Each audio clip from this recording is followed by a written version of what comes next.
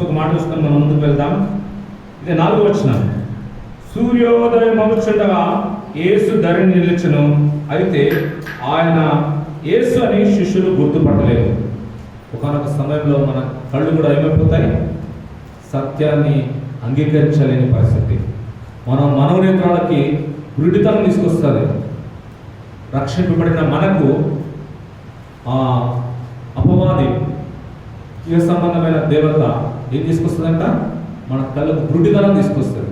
అందుకే మనం బాగా చురుకుగా ఉండేవారంగా ఉండాలి. అపవాది ఎప్పుడు ఎలా ఎవరిని పరీక్షిస్తుందో తెలియదు. కాబట్టి యేసుక్రీస్తు వారిని శరీరధారిగా ఈ లోకంలో ఉన్నప్పుడు ఒక ఎత్తైన స్థలంలోకి వెళ్ళి, నువ్వు దేవుని కుమారుడు కదా, ఈ స్థలం నుంచి దూకు, నీ చేతనైతే అని ప్రభువుని ప్రశ్నిస్తూ వచ్చింది. మనం ఏ పాట వాడికి. అందుకే అపవాది పరీక్షల్లో మనం ఏమాత్రం కూడా మనము దిగజారిపోయే వారంగా కాకుండా క్రీస్తు అనే బండపై నిలబడినట్లయితే ఏం మెరాకిల్ చేయగలమంటే మనం చూస్తాం. అపోస్తల కార్యములు 5వ అధ్యాయము 18వ వచనం. అపోస్తల కార్యములు 5వ అధ్యాయము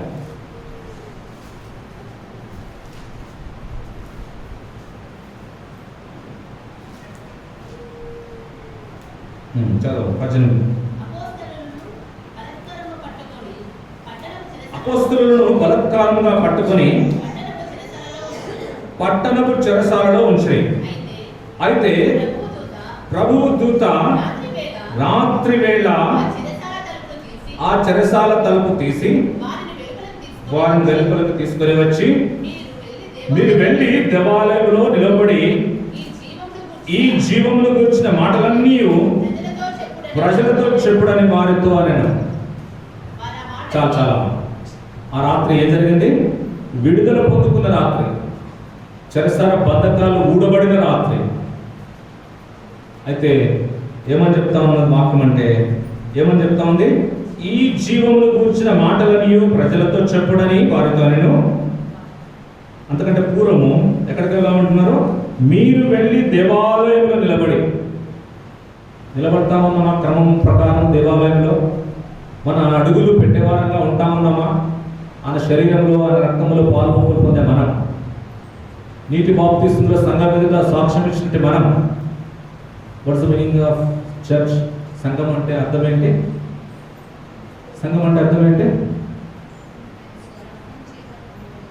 ఆయన స్వరక్తం చేత కొనబడి సంఘం. సంఘములకు శిరస్సు తానే. ఆయన ఎదుట, ఆయన శిరస్సు ఎదుట, ఆయన సంఘం ఎదుట, ఆయన స్వరక్తం పెట్టి కొనటి జనాంగం ఎదుట సాక్ష్యం ఇచ్చిన నువ్వు నేను ఎలా ఉన్నాము? మందరం వెలపడి ఉన్నామా? మందరం లోపడి ఉన్నామా? నియామక గుడికలు ఎంతకాలం మనం ఇట్లా ఈ చెడ్డ దినాల్లో రండి. ఎఫెసీ పత్రిక 5వ అధ్యాయం 18వ వచనం. దినములు చెడ్డవి కనుక మీరు సమయములు పోనీక సద్వినియోగం చేసుకోవచ్చు. సమయం ఉన్నప్పటికీ ప్రభు పరీక్షను చాలా సునాయాసంగా దాటివేసేవారంగా ఉంటా ఉన్నాం. సమయం లేని వారి పరిస్థితి ప్రభు కనుక, సమయం ఉండి ఖర్చు పెట్టే వారి పరిస్థితి నేను మాట్లాడుతూ ఉన్నాను. ఎవరి ఆత్మకు వారు ఉత్తరవాలి. సమయం నుండి సమయం బద్దపరుస్తుంటే ప్రియ సహోదరుడు సహోదరి, ఎంతకాలం మనం ఇంకా ఈ మొండి వైఖరితో ఆ యొక్క క్రీస్తు అనే బండపై ప్రభువు స్థిరపడాలని ఆశ కలిగి ఉంటుండగా మనం మాత్రము అట్టి ఆశను నిరుత్సాహపరుస్తూ ఉంటున్నాం. ఎలా ఉంటున్నాం మనం అంటే అజ్ఞానుల వలె ఉంటా ఉన్నాం. ప్రభు మరొక తరుణాన్ని అనుకూలపరుస్తూ ఉన్నాడు. తీర్మానం తీసుకుందాం, ఒక నిబంధన చేసుకుందాం. ప్రభు సంఘము స్థాపించబడి ఇంతకాలం అవుతా ఉంది. నా ఒక్క బలహీనతను బట్టి ఇదివరకు చెప్పుకుంటూ వచ్చాం కదా, మనమంతా ఎవరమంట ఇక్కడ రాయబడి ఉంటుంది అనమాట. ఇక్కడ కింద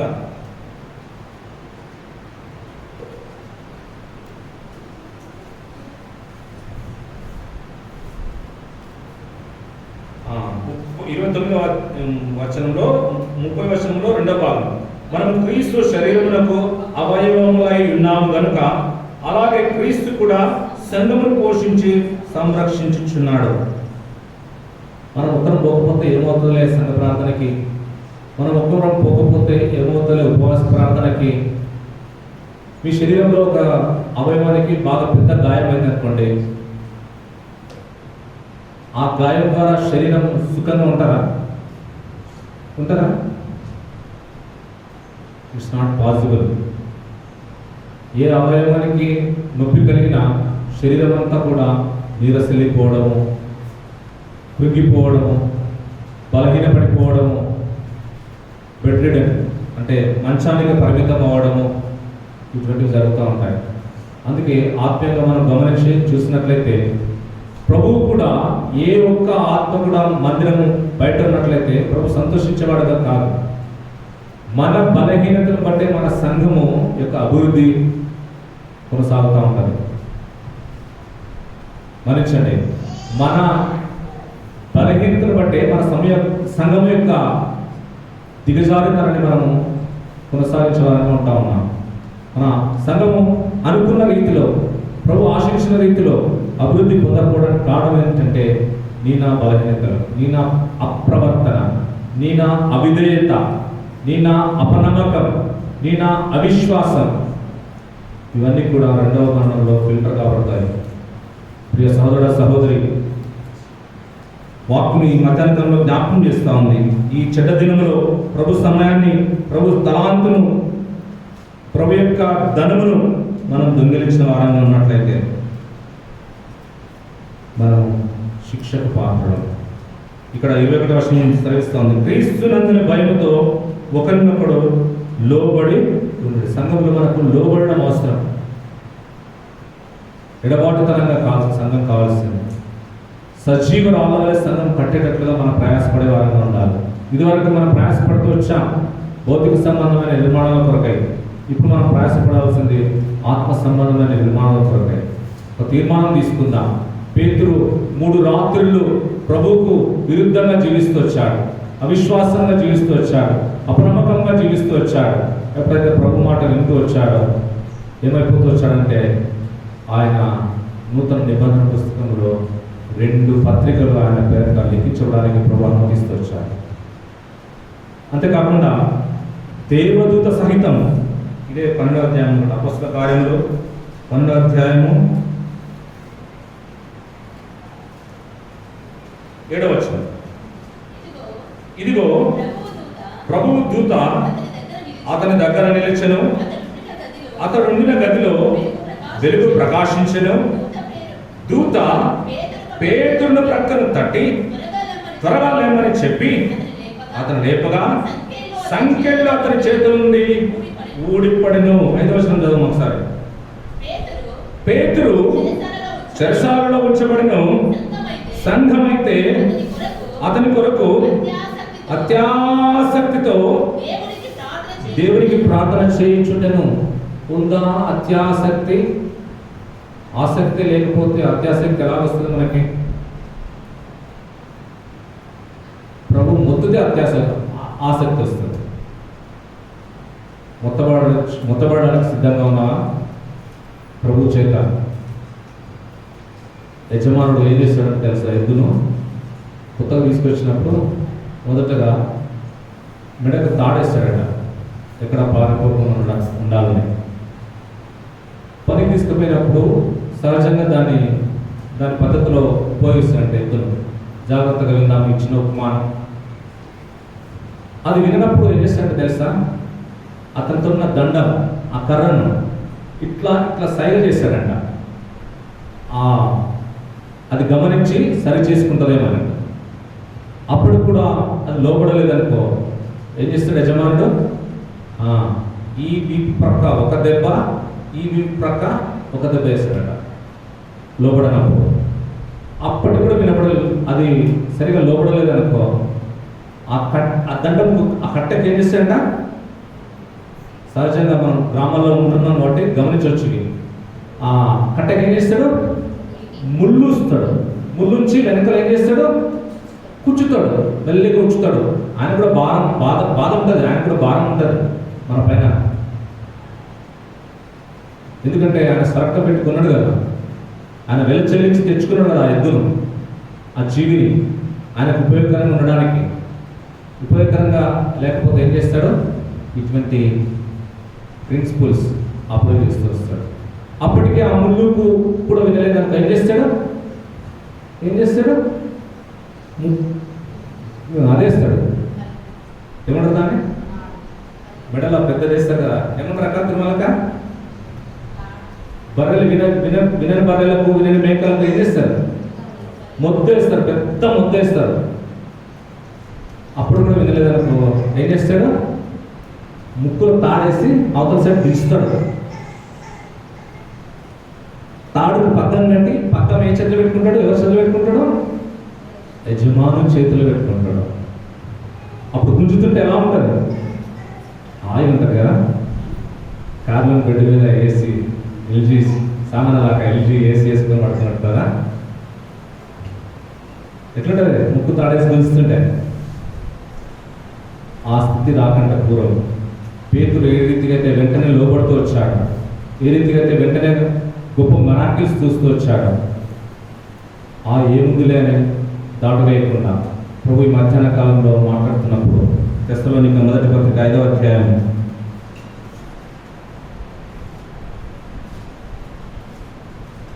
మన్నించండి 2వ అధ్యాయం 13వ వచనం. మొదటి తెస్సలోనిక 2వ అధ్యాయం 13వ వచనం. ఆ హేతు చైతన్యం మీరు దేవుని గురించిన వర్తమాన వాక్యము మా వలన అంగీకరించినప్పుడు మనుషుల వాక్యమని ఎంచక అది నిజముగా ఉన్నట్టు దేవుని వాక్యమని దానిని అంగీకరించితిరి గనుక మేమును మానక దేవునికి కృతజ్ఞతాస్తుతులు చెల్లించుచున్నాము. ఆ వాక్యమే విశ్వాసులైన మీలో వింటున్నట్టు ఈ ఉపమానం, వింటున్నట్టు ఈ వాక్యం, రెండంచెల ఖడ్గం కలిగినట్టు ఈ వాక్యం, మూలుగలు సైతం చీల్చగల శక్తి గల సామర్థ్యం కలిగిన ఈ వాక్యం మనము దేవుని వర్తమానముగా, దేవుని వాక్యముగా మనం విన్నట్లయితే ఏం చేసేవారని ఉంటామంట? మనము కార్యసిద్ధి కలిగించే వారము అంటాం. విశ్వాసమైన మనము దేవుని యొక్క కార్యసిద్ధిలో పాల్గొవలసిగా ఉంటాం. పనివాడు ఏమంటా? జీతమునకు పాత్రుడు. నువ్వు సంఘ ప్రార్థనకు వస్తే నీ భాగం నువ్వు పొందుకుంటావు, నువ్వు ఉపవాస ప్రార్థనకు వస్తే నీ భాగం నువ్వు పొందుకుంటావు, నువ్వు సహోదరుల కుడికి వస్తే నీ భాగం నువ్వు పొందుకుంటావు. ప్రభు జీతము వారి వారి పనికి తగ్గట్టు జీతం ఇవ్వడానికి సంసిద్ధంగా ఉన్నాడు. ఆ జీతం పుచ్చుకునే సామర్థ్యం నీపై నాపై ఆధారపడదు. అక్కడ పేతురు విని లోబడి అనేకమైనటువంటి సమృద్ధి అనేటి మేలు పొందుకుంటూ వచ్చాడు. ఈ మధ్యాహ్న సమయంలో ప్రభు శరీరమే, ప్రభు రక్తంలో పాల్పొందులు పొందుటకు కూడి వచ్చిన మనం ఈ శరీరం ఈ రక్తం నాకు కాదు అన్నట్టుగా పట్టింపు లేని వారుగా కాకుండా వాక్య వెలుగులో మనం పరీక్షించుకుందాం, మోకరిద్దాం. ఈ యొక్క ఎంతో గంభీరమైన సమయంలో వాక్యంను మనం అన్వయించుకుందాం.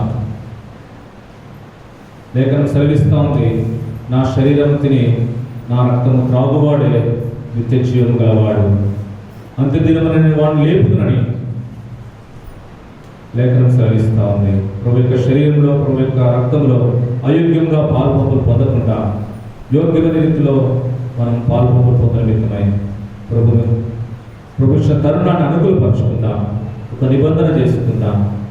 ప్రభు మన నిబంధన స్థిరపరిచే దేవుడుగా ఉంటా ఉన్నాడు, మనల్ని బలపరిచే దేవుడుగా ఉంటా ఉన్నాడు, మనల్ని ఆశీర్వదించే దేవుడుగా ఉంటా ఉన్నాడు. ప్రభు వైపు చూద్దాం.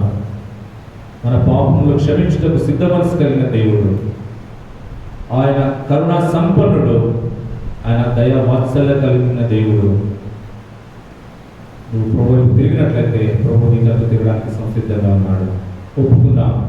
ప్రభువా, గత నా పాపములని క్షమించు ప్రభు అని ప్రభుని అడుగుదా, గోజాడుదా. మన అవిధేయతను బట్టి, మన అవిశ్వాసమును బట్టి, మన అపనమ్మక స్థితిని బట్టి మన ఉగ్రతను ప్రభు మన పైన తేకుండా ఆ ఉగ్రతను మాన్పివేయడానికి శక్తిగా సామర్థ్యం కలిగిన దేవుని వైపు చూస్తాం.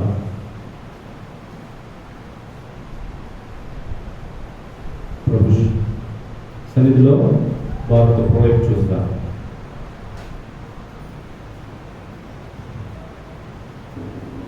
ప్రార్థన చేసుకుందాం.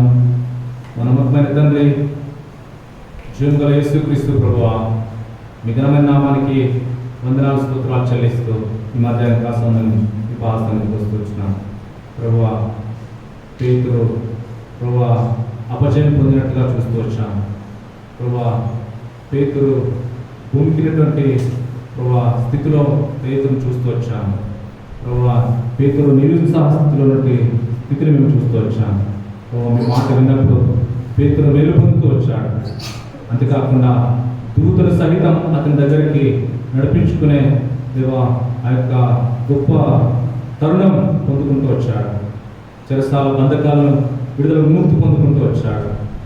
అంతే మాత్రం కాకుండా నూతన నిబంధన పుస్తకంలో పేతురు 2 పత్రికలు దేవా మీరు అనుమతిస్తూ వచ్చారు. అట్లు పశ్చాత్తాప హృదయం నాకు మాకు కూడా మీరు దయచేస్తున్నామని వేడుకుంటున్నాం, ప్రార్థిస్తూ ఉంటున్నాం, బ్రతిమాలుతూ ఉంటున్నాం. ఈ 9వ మాసం మొదటి పునరుద్ధానం దినం మొదలుకొని ప్రభావ మీరు ఆపడ వరకు ప్రభావ మేము మీ కొరకై జీవించినట్లు బ్రతుకున్నట్లు ప్రభావ మీ పరిచరణ ప్రభావ మీ యొక్క సంఘమును ప్రభావ తండ్రి మేము ఏమాత్రం అలక్ష్యం నిర్లక్ష్యం చేయకుండా మీ వాక్యమును పెడిచెవి పెట్టకుండా జాగ్రత్తగా వాక్యమును విని అంగీకరించి వాక్యానుసారంగా జీవించే కృపను మీరు మాకు దయచేస్తారని నమ్మిస్తూ యోగ్యమైన రీతిలో మీ శరీరంలో రకంలో పాల్పొంపులు పొందే కృపను దయచేయమని యేసుక్రీస్తు వారి పరిశుద్ధమైన నామమున స్తుతించి ప్రార్థిస్తున్నాం తండ్రి. ఆమేన్.